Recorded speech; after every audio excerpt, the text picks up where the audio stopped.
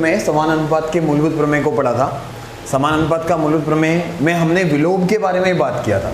क्या बोला था? अगर त्रिभुज में भुजाएं समांतर हैं, भुजा अगर समांतर है तो वो अन्य दो भुजाओं को समान अनुपात में विभाजित करेगा, ठीक है। लेकिन अगर बोल दिया कि अगर वो समान अनुपात में विभाजित है तो वो तीसरी भुजाएं क्या होगी? समांतर होगी। मतलब समांतर दिया है तो अनुपात विभाजित होगा, अनुपात अगर विभाजित होगा तो वो समांतर होगी, ठीक है। यहां पर आपको कोण समद्विभाजक प्रमेय पढ़ना है। तो कोण समद्विभाजक प्रमेय होता क्या है? कोण समद्विभाजक मतलब किसी एक, देखो 9th में भी ना आपने कोण समद्विभाजक प्रमेय पढ़ा था, लेकिन उसमें क्या बोला गया था कि वो उनके दो कोणों को क्या करता है? दो समान भागों में बांटता है। मतलब ये त्रिभुज है, ये लाइन खींचा आपने तो ये दोनों को क्या किया गया? दो समान भागों में बांटा, ठीक है। तो यहां पर एक त्रिभुज दिया गया है। अब दत्त और साध्य को कैसे करना है आपको? दत्त में क्या है? किसी त्रिभुज के में कोण का समद्विभाजक, मतलब कोण का समद्विभाजक आपको दिया हुआ है। कौन सा कोण, कौन सी रेखा, कौन सी किरण कौन से कोण को समद्विभाजित कर रही है? तो किरण AD कोण BAC का समद्विभाजक है।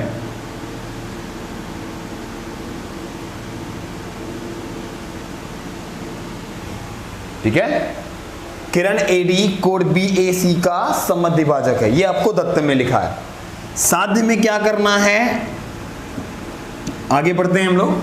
किसी त्रिभुज के कोण का समद्विभाजक कोण की सम्मुख भुजा को, कोण की सम्मुख भुजा ये है BC, इसको अन्य भुजाओं की लंबाइयों के अनुपात में विभाजित करता है। मतलब अगर जिस कोण का समद्विभाजक है उस कोण की सम्मुख भुजा का जो अनुपात होगा BD/DC, अन्य दो भुजाएं भी उसी अनुपात में होंगी। अन्य दो भुजाएं मतलब BD के साथ AB है ना, तो AB/AC।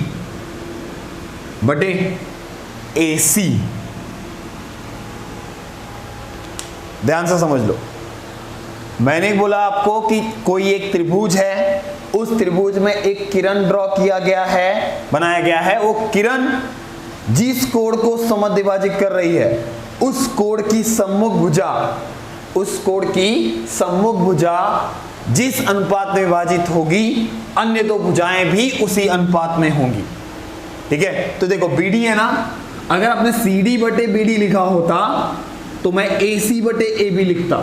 मैंने BD/DC लिखा है, BD/DC। तो BD के साथ में कौन सी भुजा है? AB, और CD के साथ में कौन सी भुजा है? AC। तो उन दोनों को उसी अनुपात में रखना है आपको, BD/DC, AB/AC। ओके, ये आपका साध्य हो गया। अब रचना करना है इसमें। रचना क्या होगा? ध्यान से समझना। रचना में आपको AD के समांतर एक रेखा खींचनी है जो बिंदु C से होकर जानी चाहिए, ठीक है। और AB को बढ़ाना है आपको। यहां पे लिख दिया मैंने E। क्या लिखा? रेख CE समांतर किसके? किरण AD के, ठीक है। और भुजा AB को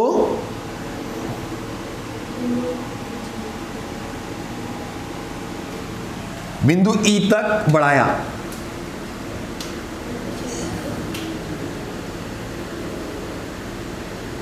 ठीक है। ओके, बिंदु E तक बढ़ा दिया हमने। अब साध्य के बाद, रचना के बाद अब आपका एक काम आता है उत्पत्ति का। देखिए, उत्पत्ति बहुत अच्छे से समझना है आपको, ध्यान से समझना।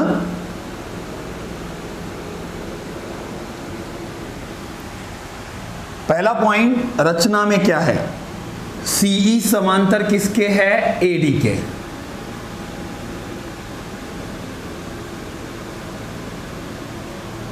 दूसरा पॉइंट, अगर सी समांतर एडी है तो आप इसको ऐसा देख सकते हो, ये आपका ए, ये डी, ये सी और ये ई, और यहां पर आया बी। ये आपको ऐसा दिख रहा होगा अगर मैं बीच वाली लाइन नहीं, ये वाली एसी नहीं ड्रॉ करूं तो।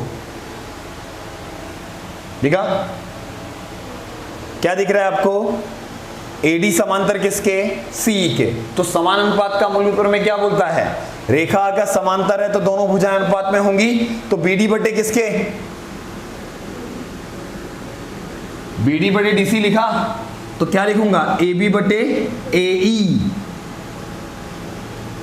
कौन सा प्रमेय? समान अनुपात का मूलभूत प्रमेय। अब समझना, मैंने BD बटे DC और AB बटे AE लिखा क्योंकि रेखाएं क्या हैं? समांतर है। अब वो डायग्राम कैसा भी होगा, समांतर दिया है मतलब उनकी दोनों भुजाओं को मैं अनुपात में लिख सकता हूं। ठीक है, अनुपात में लिखा। अब साध्य से इसको मैच करो तो BD BD, DC DC, AB AB, AE AC। मतलब सिर्फ क्या रह गया? ये AE रह गया। AE को हटाकर आपको AC होना चाहिए था तो आपको सिद्ध मिल जाता, लेकिन हुआ क्या? नहीं। तो हमको क्या करना? अब एक ही काम रह गया। अगर मैंने बोल दिया कि AE का मान AC के बराबर है तो मैं AE को हटाकर AC लिख सकता हूं। ठीक है, तो आपका काम अब टारगेट क्या हो गया कि AE को हटाकर क्या लिखना है? AC। और AE को हटाकर AC तभी लिखा जा सकता है जब AE बराबर किसके होगा? AC के होगा। ठीक है, तो अब आपका काम क्या होगा? AE को AC के बराबर बताना है। और AE को AC के बराबर समझो कि आपने पॉइंट नंबर किसी पॉइंट में आपने लिख दिया कि AC बराबर किसके है? AE के लिख दिया, तो क्या मैं इधर चेंज कर सकता हूं? अगर मैंने किसी पॉइंट में AE को AC के बराबर लिख दिया तो AE को हटा के मैं AC लिख सकता हूं। ठीक है, ओके। अब AE और AC को देखो डायग्राम में। AE और AC को जब देखोगे तो आप देखोगे कि AE और AC एक ही त्रिभुज के अंदर है। जब वो एक ही त्रिभुज के अंदर है तो इन दोनों भुजाओं को बराबर बताना मतलब समद्विबाहु त्रिभुज का गुणधर्म लगाना। समद्विबाहु त्रिभुज का गुणधर्म लगाना मतलब जिसकी दो भुजा बराबर उसके दो कोण भी क्या होंगे? बराबर। तो यहां पर भुजा बराबर करना है तो भुजा बराबर तभी होगी जब उसके दो कोण बराबर होंगे, उसके सम्मुख दो कोण बराबर होने चाहिए। तो देखो AC के सामने ये E आ रहा है और AE के सामने ये C आ रहा है, मतलब जब तक ये कोण E और कोण C बराबर नहीं होते तब तक भुजा बराबर नहीं होगी। ओके, तब देखो कैसे कोण को और बराबर बता, मतलब अब भुजा को बराबर बताने से पहले आपको कोण को बराबर करना पड़ेगा। ठीक है, तो पॉइंट नंबर 3 में देखो इधर समद्विभाजक लिखा है, किरण AD कोण BAC का समद्विभाजक है। अगर ये दत्त है तो कौन से दो कोण बराबर हुए? BAD और CAD। कथा नंबर 3 से 5वां पॉइंट। चलो एक काम करते हैं, जिन दोनों कोणों को आपने बराबर किया वो दोनों कोण किसी और से भी बराबर हैं। ध्यान से देखना, BAD, ये BAD क्या AEC के साथ संगत कोण बना रहा है? समांतर है ना, तो ये कोण और ये कोण ऐसा दिखता है आपको। ये दोनों कौन से कोण होते हैं? संगत कोण। तो ये दोनों कौन से कोण बना रहे हैं? BAD। BAD बराबर किसके हो गया? AEC के। कौन सा कोण? संगत कोण। कौन सा? संगत कोण। ओके, छठवां। अब CAD देखो, CAD देखोगे ना तो वो C के साथ, इसके साथ एकांतर कोण बना रहा, CAD और ACE, ACE कौन सा कोण बना रहा है? एकांतर कोण। ओके, अब ध्यान देना, 7वां 8वां, ये दोनों कोण बराबर है, मतलब ये BAD और ये CAD, ये दोनों बराबर दिखे। जब ये दोनों बराबर हैं कथन नंबर 4 में, तो ये दोनों कोण भी क्या होंगे? बराबर। कथन नंबर 4, 5 और 6 से। ओके, अब समद्विबाहु त्रिभुज का गुणधर्म क्या बोलता है? जिस त्रिभुज के दो कोण बराबर होते हैं, उनके सम्मुख दो कोण भुजाएं भी क्या होती हैं? बराबर होती हैं। तो यहां पे देखो, E के सामने कौन है? AC, और C के सामने कौन है? AE। एक नॉर्मल सा कॉन्सेप्ट देखो, E है तो E को हटा AC बचेगा, और C है, C को हटा AE बचेगा, तो वही उसके सम्मुख कोण की भुजा होगी। ठीक है, ये हुआ कथन नंबर 8। क्या लिखना है गुणधर्म? समद्विबाहु त्रिभुज के गुणधर्म से, समद्विबाहु त्रिभुज के गुणधर्म से। अब आते हैं कथन नंबर 2 और 8 को देखते हैं। कथन नंबर 2 और 8 क्या बताएगा? अब मेरे को बताओ, क्या मैं AE को हटा के AC लिख सकता हूं? तो कथन नंबर 9 में सीधा सीधा क्या करना है आपको? BD लिखना है, DC लिखना है, और AB लिखना है, और AE को हटा के AC लिखना है, और कथन क्या लिखना है? कथन नंबर 2 और 8 से। वापस से देख लो, आपको बोला है कि किसी त्रिभुज में किसी एक कोण का समद्विभाजक उसकी सम्मुख भुजा को जिस अनुपात में विभाजित करेगा, अन्य दो भुजाएं भी उसी अनुपात में होंगी।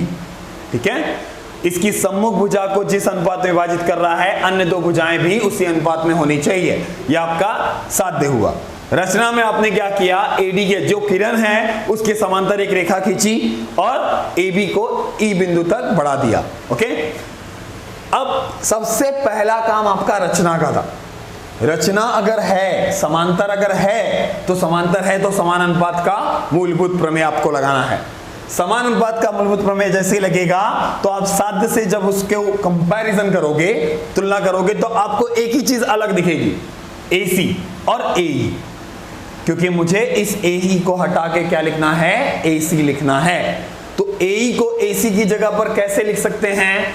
जब तक AE को AC के बराबर नहीं बताया जाएगा। तो आप जब AE और AC को देख रहे हो तो वो एक ही त्रिभुज के अंदर आ रहा है। जब वो एक ही त्रिभुज के अंदर आ रहा है तो इसका मतलब वो समद्विबाहु त्रिभुज कहलाना चाहिए। जब वो समद्विबाहु त्रिभुज कहलाएगा वो कब? जब उसके दो कोण बराबर होंगे। जब इसके दो कोण बराबर होंगे तो उसके सम्मुख दो भुजाएं भी बराबर होंगी। तो उन कोण को बराबर करने के लिए आपको दत्त में एक चीज दी हुई है। पहला कि वो समद्विभाजक है, समद्विभाजक है तो कोण बराबर। फिर इन्हीं दोनों कोणों को लेने का BAD किसके बराबर है? AEC के। कौन सा कोण? संगत कोण। और CAD किसके बराबर है? ACE के। कौन सा कोण? एकांतर कोण। जब ये दोनों कोण बराबर तो ये दोनों कोण भी क्या होंगे? बराबर। बराबर होने के बाद समद्विबाहु त्रिभुज के गुणधर्म से हमने AE को बराबर किसके किया? AC के। ठीक है, अब बराबर होने के बाद कथन नंबर 2 और 8 से हमने AC की जगह पर क्या कर दिया? AE की जगह पर AC लिख दिया। ओके, ये है आपका कौन सा प्रमेय? कोण समद्विभाजक प्रमेय। अभी हमने जो कोण समद्विभाजक प्रमेय पढ़ा, उस कोण समद्विभाजक प्रमेय के बेस पे हमको कुछ क्वेश्चंस करने हैं। मतलब मैं आपको अभी इससे पहले जो क्वेश्चंस कराया था मैंने समानुपात का मूलभूत प्रमेय, ठीक है, समानुपात के मूलभूत प्रमेय में मैंने उसके 2-3 क्वेश्चंस कराए थे उसी टाइप के। वही सेम चीज अभी कोण समद्विभाजक प्रमेय आया है। तो कोण समद्विभाजक प्रमेय के 3 या 4 क्वेश्चन है टेक्स्ट बुक के अंदर। ठीक है, 1.2 में आपको 3 से 4 क्वेश्चन मिलेंगे। सिर्फ क्या करना है, प्रमेय में अगर वर्ड अगर दिख दिया आपको समद्विभाजक समद्विभाजक समद्विभाजक, या तो फिर ऐसा साइन दिख गया तो समझ जाना वो समद्विभाजक ही है। ठीक है, यहां पर देखो 2 साइन है, यहां पे भी है और यहां पे भी है। अब आपको इस क्वेश्चन में बोला है SQ की वैल्यू निकालो। अब एस क्यू की वैल्यू कैसे निकालेंगे, पहले देखो कि कौन सा कोड कौन सी किरण कौन सी कोड को समझ कर रहा है।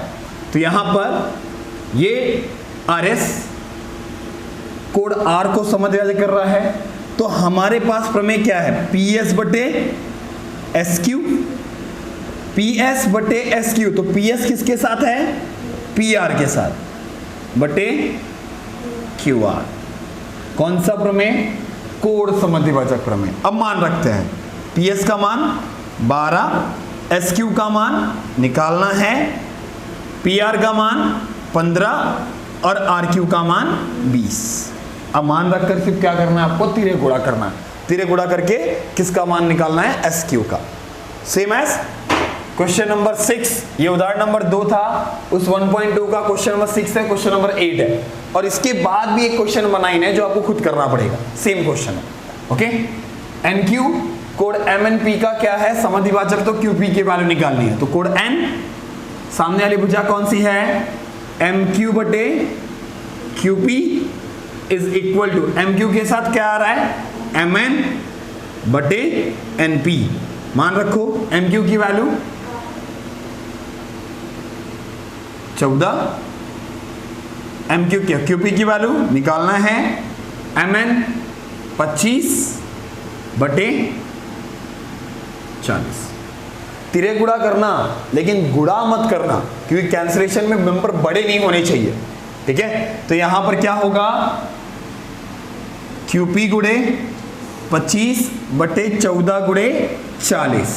अब यहां पे क्यूपी बराबर क्या लिखते हैं, 14 गुणे 40 बटे 25, 5 से काटो, 50 25 25 और 5 अठे 40, कटेगा नहीं कटेगा। अब नहीं कटेगा तो फिर गुणा करके फिर दशमलव में आंसर लाओ, ठीक है।